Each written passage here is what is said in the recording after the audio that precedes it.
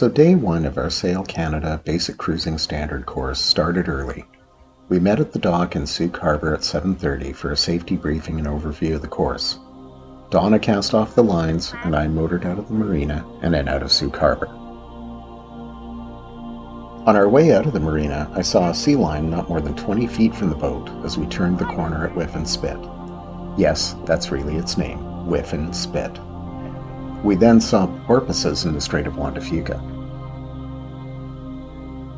Environment Canada had issued a gale force wind warning, which means winds of 35 to 47 knots, and although the wind was not ever that strong, the wind and the waves were pretty significant, especially for our first day of the course. As a result of the sea conditions being so rough, we didn't do much video or take very many pictures. Sorry about that. We sailed downwind pretty much all day, seeing some porpoises and lots of waves. We blew lots of jibes as well, but that only served to teach us to prepare for them and how to avoid them. And I guess, seeing as how we were learning, it was important as well to learn that jibing accidentally was not that super scary, as long as you don't have your boom set below head height, of course.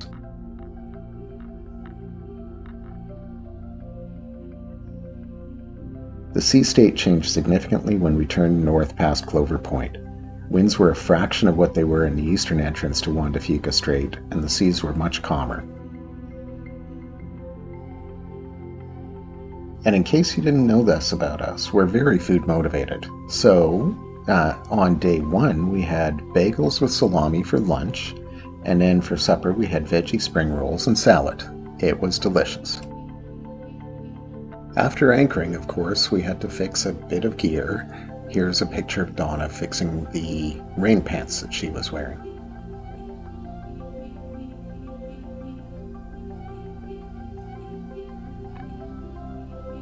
We anchored for the night at Cadboro Bay, just outside the Royal Victoria Yacht Club.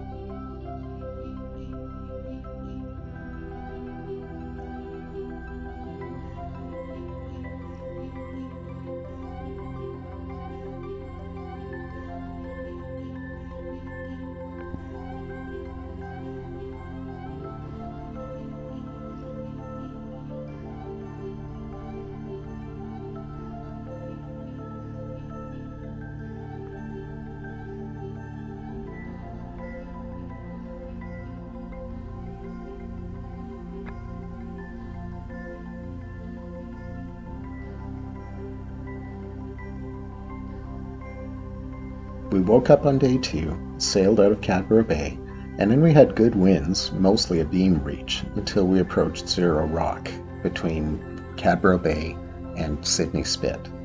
The winds died down after that, so we motored and motor sailed to our destination at Sidney Spit.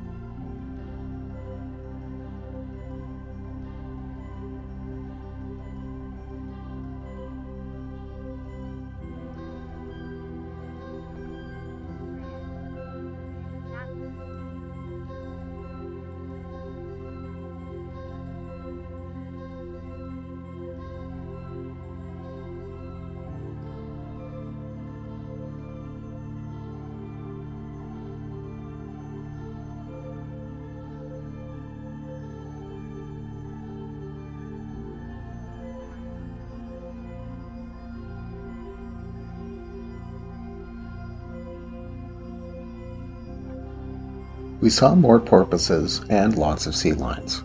Seeing porpoises in the water will never get old as far as I'm concerned.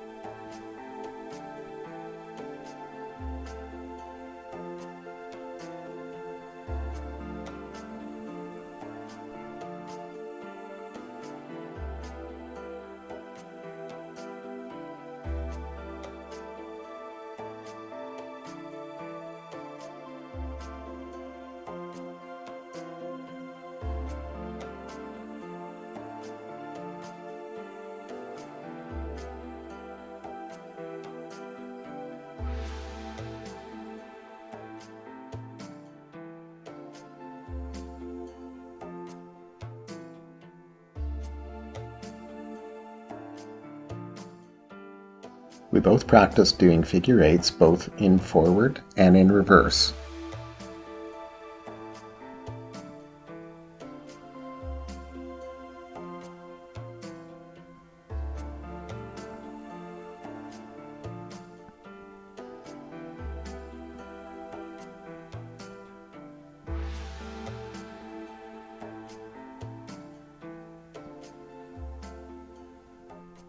We also practiced stopping within 2 meters of a marker buoy.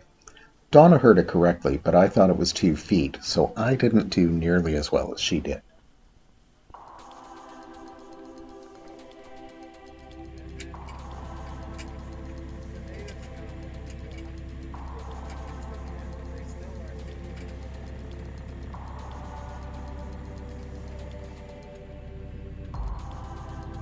I don't think I'll ever find seeing porpoises in the water tiring.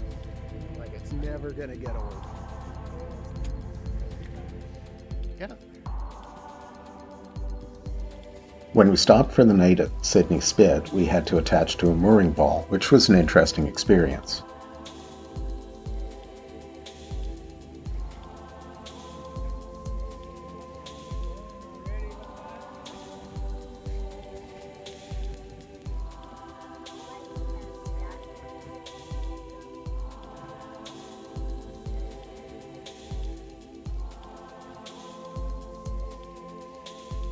And of course, the food report. We had granola with apple chunks for breakfast, a power bar for lunch for me, and then a bagel with salami for Donna. And then for supper, we had barbecued ribs, potatoes, fried onions, and salad. Once again, all delicious.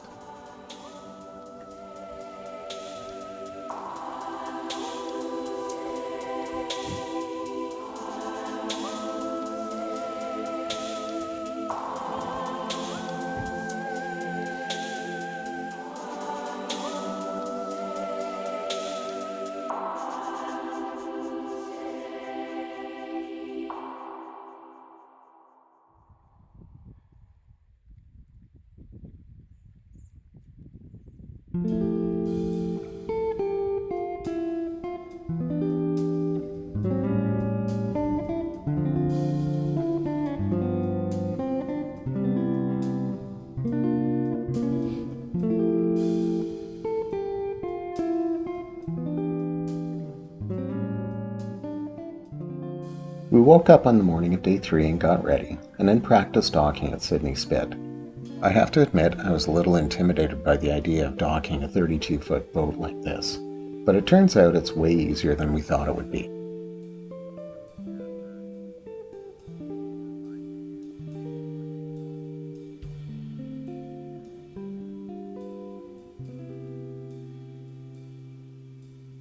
We owe a huge debt of thanks to our instructor Gord for making docking, and in fact all the things we learned, so much easier. His easygoing nature combined with his good teaching skills made learning these challenging tasks a pleasure.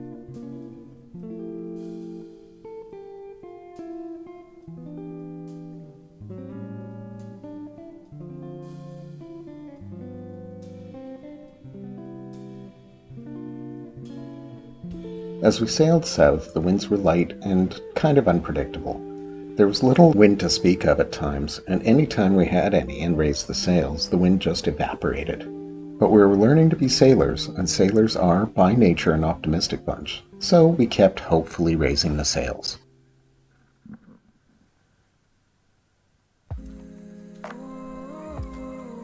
We mostly motored south from Sidney Spit, intending to anchor in Cordova Bay for the night, but we made really good time there, so we continued on to dock at Victoria's Inner Harbour.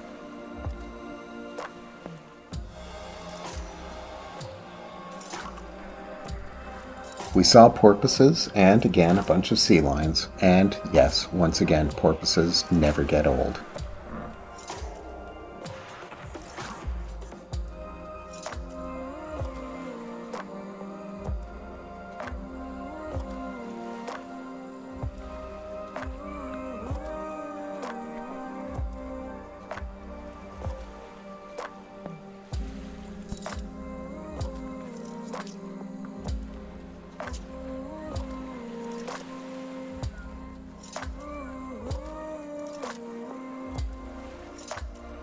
We were both getting a lot more comfortable with navigating and with managing the helm, which means steering the boat. So the biggest lesson today was actually navigating the swirling currents and riptides off the southeastern corner of Victoria near Chatham and Discovery Islands and Trial Island. We were motoring, so we were basically okay, but this is definitely an area of the coast where you need to know the currents when going through. Otherwise, sailing might be impossible. We cruised into the inner harbour and docked with a bunch of really nice sailboats. We were able to shower there, which was a definite plus after 3 days on the water. And as far as food goes, for breakfast we had sausage, eggs, and fried potatoes. For lunch we had power bars. And for supper we had spaghetti with meat and vegetable and tomato sauce and garlic toast. I will say that we had this meal despite the fact that there are probably a dozen great restaurants within a 5-minute walk of the marina, and it was still delicious.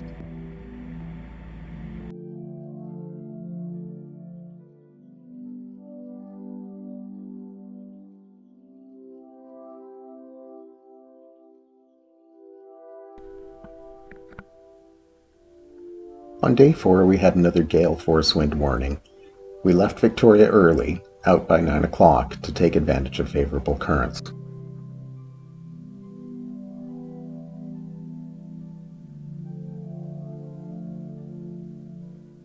The winds were strong and gusty, but not as bad as day 1. We practiced sailing circles, where we moved through all points of sail from close hauled, that's pointed into the wind as close as you can get, through a close reach, a beam reach, a broad reach, and then a run where the wind is directly at your back, all with the wind coming from one side of the boat. We then continued around the circle through the broad reach, the beam reach, the close reach, and up to close hauled on the opposite tack.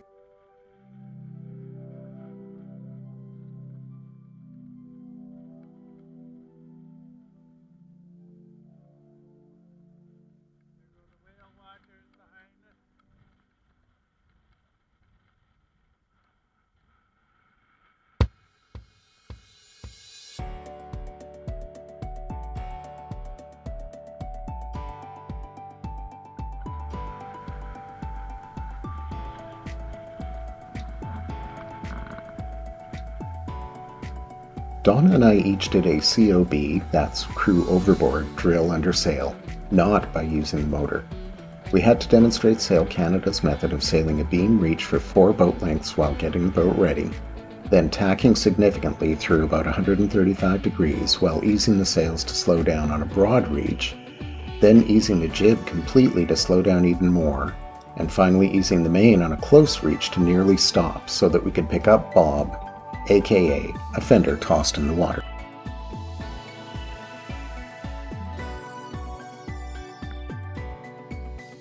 The sailing conditions were more extreme than we would have liked to complete these exercises, but we did them satisfactorily, and we successfully retrieved Bob.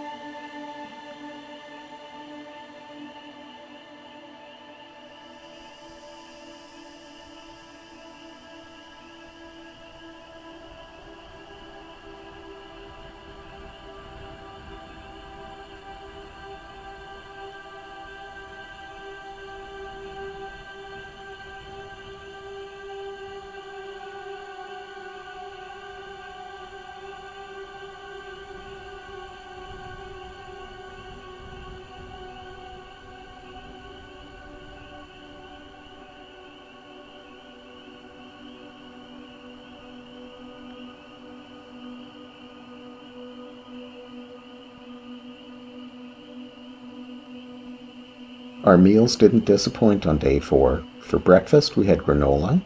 For lunch, we had leftover spaghetti fried, which, if you haven't tried it before, is delicious. And for supper, we had rice and Indian food.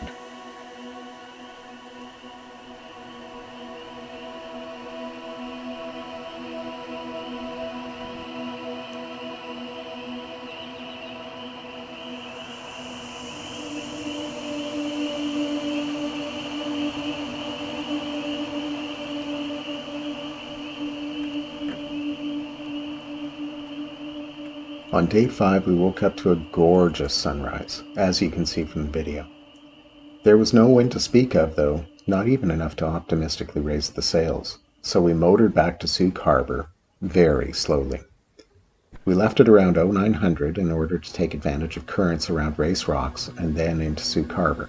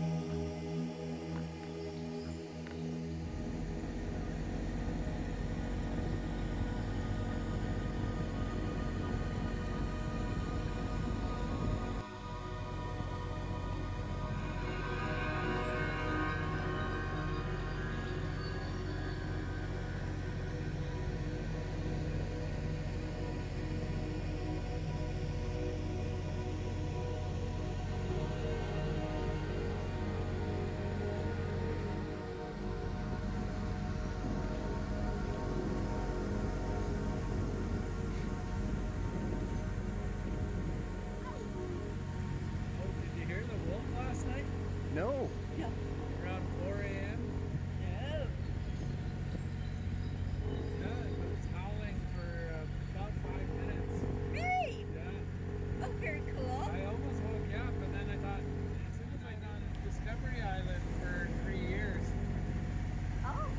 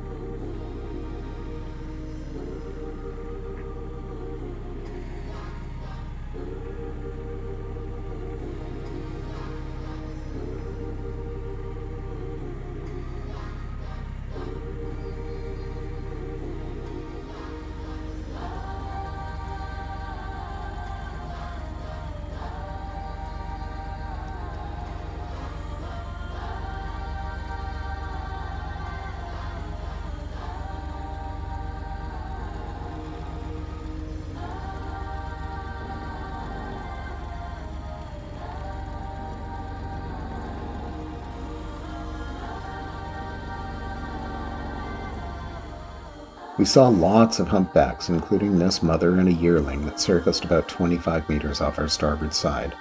We also saw a real sea otter. Most of what people see around here are actually river otters. And of course more sea lions, including some that were rafting together and pretending to be sharks by sticking their fins up in the water.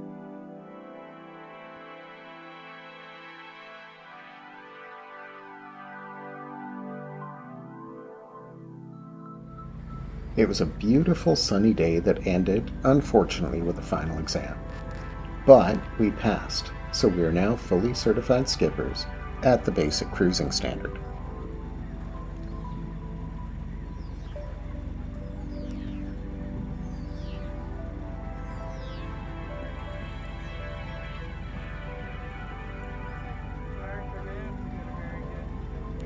So what is the next step for us? Well, now we have to get our marine radio course so that we can use the VHF marine radio when we're out on the water.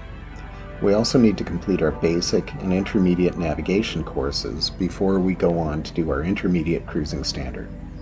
We hope to do all of those things before next summer. And, of course, we're going to buy our own boat sometime soon. Soon-ish.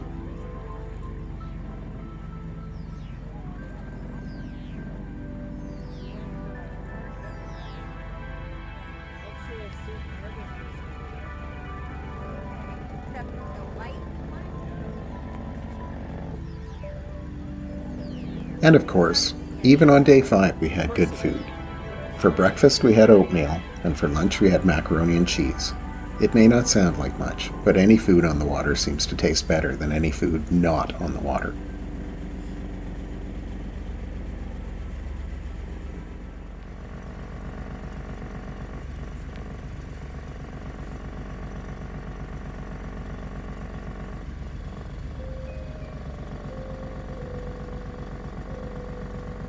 Overall, we loved the course and felt like we learned so much in just a few days. This course gave us the confidence to know that we can sail. We know we still have a lot to learn, but we're even more excited and determined to do it after this positive experience. Thanks for watching. Hit the subscribe button and click the bell if you want to be notified of upcoming videos. Until we get our own boat, our videos are going to be a bit sporadic, but your support means the world to us. Until next time.